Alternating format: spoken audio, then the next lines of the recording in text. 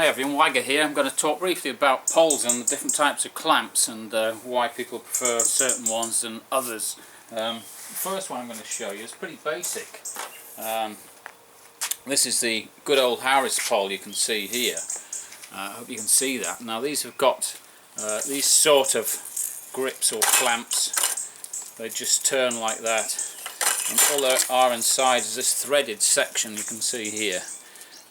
And what this upper clamp does, it forces them together to grip the pole. They're very good, very fast. You can actually throw the pole up and twist it and it's already set, as quick as that. That's why a lot of people like these. They're still light as a feather, cheap as anything, but this is what you call the Trabant of the motoring world of poles. It'll get you from A to B, it'll do the job, but these cones tend to wear out pretty quick. And of course they're limited in their reach, etc. And of course they're not very rigid particularly.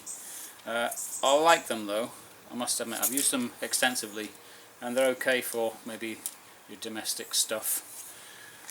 The next one I'm going to feature, moving on to this particular pole. Now this is an old fiberglass pole I've got, and these particular clamps here are called the Duralock. Some of you will be familiar with those. These just work with the thumb, as you can see, like that, and then the pole will extend. You can just push it back. That's fair enough, but you see these threaded edges can be very sharp. I did mean to just saw those off and file them flat because I've caught my hand on them a lot of times. But the worst thing about these clamps is the design fault. When you're working and you've got your pole extended, say, what will often happen is this part of the clamp will catch on a gutter or something else, and will, as you're moving the pole backwards and forwards, it will catch like that and your pole will collapse. It can be dangerous, but more often than not it's just frustrating. So that's why they've been redesigned, this type of clamp, to other types. So moving on again to what I would call the Ferrari of water-fed poles, is this particular one here. This is a reach-it pole. It's instantly recognisable. The clamps on here are incredible. They've been designed so they won't flip up as quickly when you're working. You see, it's just a quick flick of the thumb like that. It's still not as quick as the Harris pole, but the difference with this pole, of course, is the total and utter quality you're going to get with it. All the fittings are stainless steel. The edges here are smooth, you're not going to hurt yourself. These clamps generally won't catch on the gutters, etc., and flick up and the pole collapse. They're easily adjustable, etc. So that's one really good feature of that.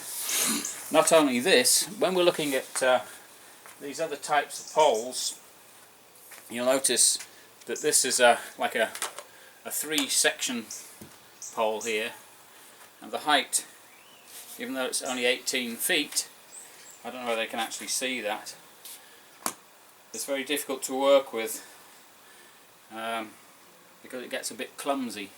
It's a bit tall, whereas this one here is a 25-foot pole and it will collapse down to a very short dimension. I think this one's about 54-56 inches. But the beauty of these design poles is, if I move that third clamp, you can remove the center section there. You can see that. So that comes apart, so this part here can be left behind, and if you've just got some domestic work, you've got a nice feather-light pole here which you can reach quite a few areas, domestic work, quite easily, and it's very, very, very light, and very, very, very useful.